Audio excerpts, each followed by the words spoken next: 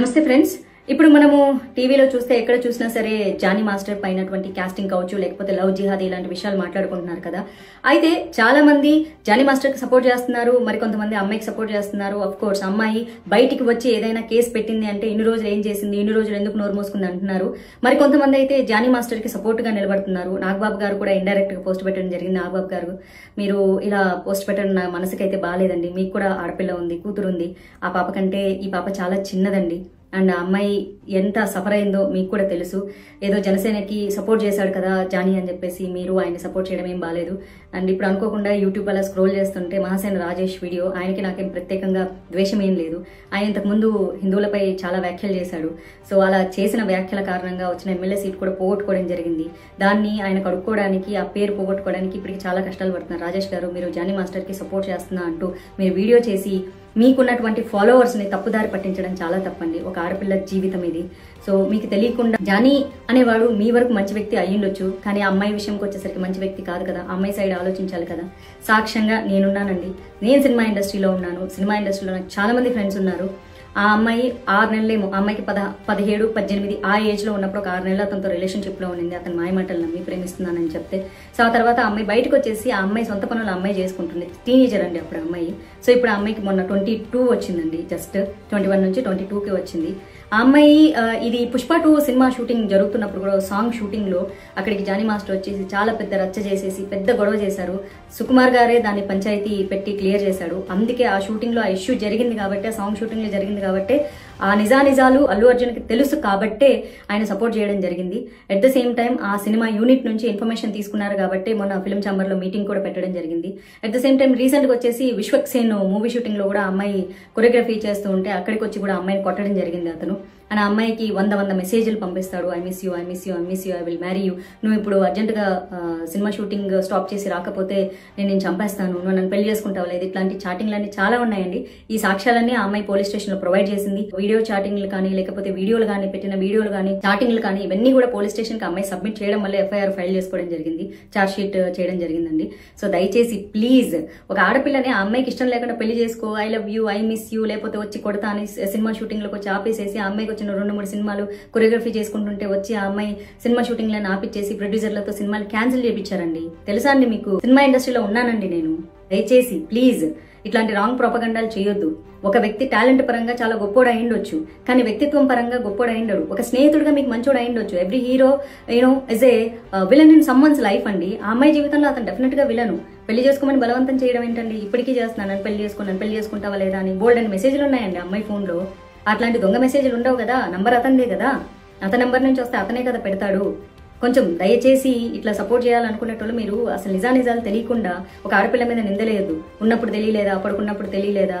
ఒక అమ్మాయి చాలా క్లియర్ గా చెప్తుందండి. అమ్మాయి 6 నెలలు, ఒక చిన్నపిల్ల 17 ఏళ్ల వయసులో ఉన్నప్పుడు ఓకే ఆ అమ్మాయి నమ్మించాడు, ఇష్టపడ్డా అన్నాడు. పెళ్ళైందని తెలియదంటే తెలిసినా సరే నమ్ముతారు. కెరియర్ కోసం కెరియర్ ఉంది, భవిష్యత్తు బాగుపడుతుంది అని చెప్పేసి ఆ టార్చర్ భరించలేకే అమ్మాయి ఒక 7 నెలల రిలేషన్షిప్ తర్వాత వచ్చారండి.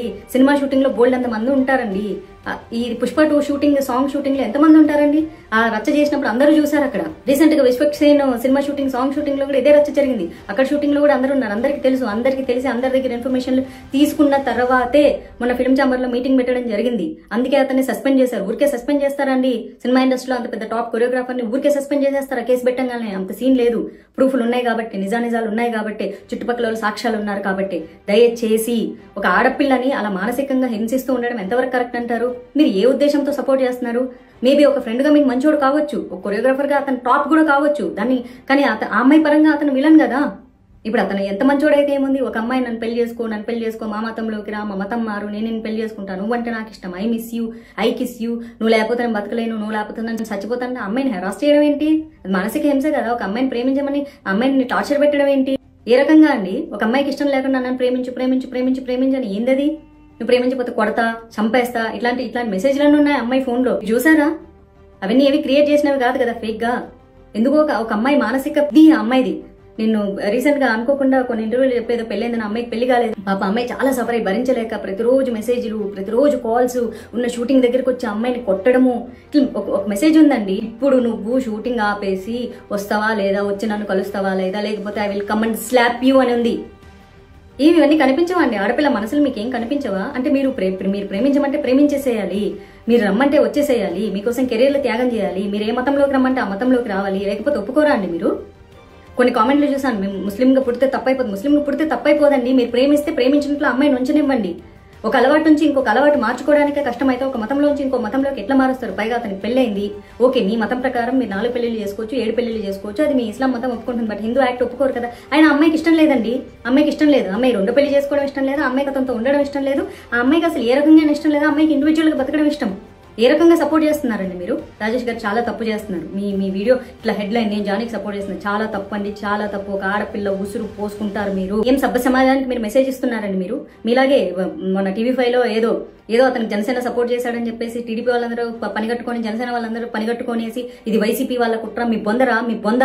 నేను బీజేపీలో ఉన్న నా సొంత బీజేపీలో ఉన్నటువంటి నాయకులు తప్పు చేస్తే కూడా నేను ప్రశ్నిస్తాను.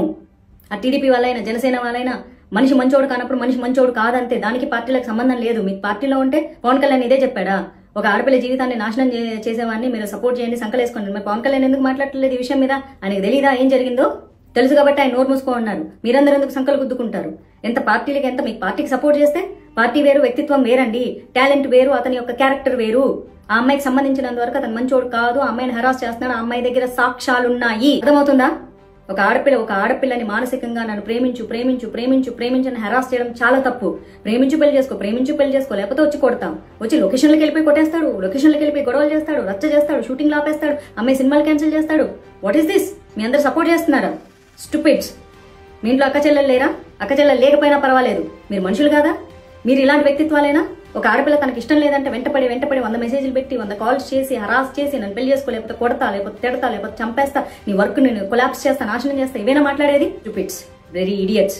ఎవరెవరైతే ప్రస్తుతానికి అతనికి సపోర్ట్ చేస్తున్నారో మీ అందరూ కూడా మనుషుల కింద కూడా కన్సిడర్ చేయబడు. మీరు ఎవరైనా సరే, మీరు జనసేన వాళ్ళైనా సరే, మీరు టీడీపీ వాళ్ళైనా సరే, మీరు బీజేపీ వాళ్ళైనా సరే, తప్పు అని ఖండించకపోతే మీరు మనుషులుగా కూడా సమాజంలో బతకడానికి అర్హత లేని. Mind it.